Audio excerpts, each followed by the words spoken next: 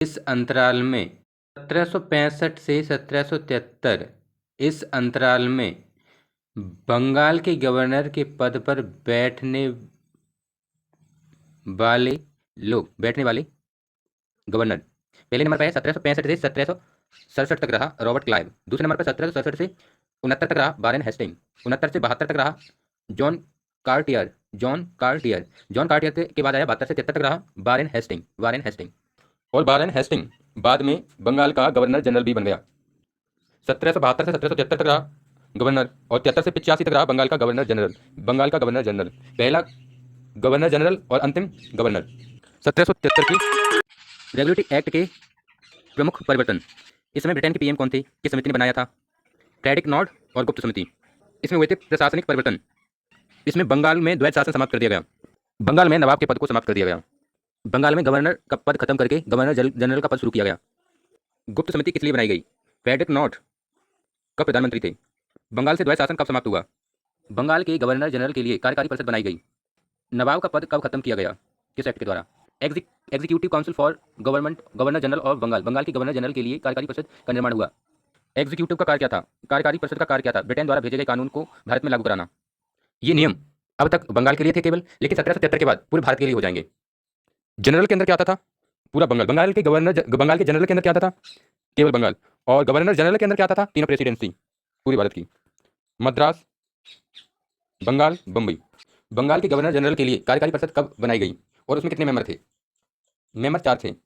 Regulatory act के समय कौन प्रधानमंत्री था और रेगुलेटरी एक्ट किस समिति के तहत बनाई गई? न्यायिक परिवर्तन क्या हुए? जुडिशियल चेंजेस क्या हुए? भारत में पहला सुप्रीम कोर्ट बनाया गया। और इसमें कितने जज थे? इसमें 4 जज थे। प्रमुख जज कौन था? Elijah Impey. और अन्य थे लिमेस्टर, हाइड और चैम्बर।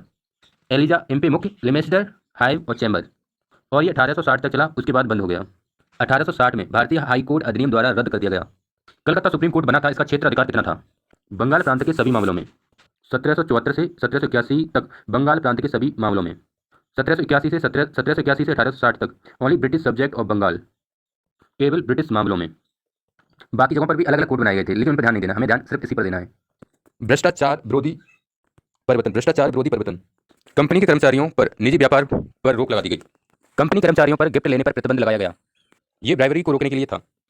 1773 के अधिनियम में यह घोषणा की गई कि भारत में व्यापार EIC का है, पर प्रशासन ब्रिटेन सरकार का है। दूसरी थी, ब्रिटिश सरकार कंपनी के कार्यों का नियंत्रण प्रत्येक 20 वर्ष बाद चार्टर एक्ट द्वारा करेगी। दूसरा क्या था? ब्रिटिश सरकार कंपनी के कार्यों का नियंत्रण प्रत्येक 20 वर्ष बाद चार्टर एक्ट द्वारा करेगी। 1781 का कौन सा अधिनियम आया था? 1781 का संशोधनात्मक अधिनियम आया था। बंगाल के गवर्नर जनरल को अवध उड़ीसा क्षेत्र पर भी कानून बनाने की शक्ति दे दी गई।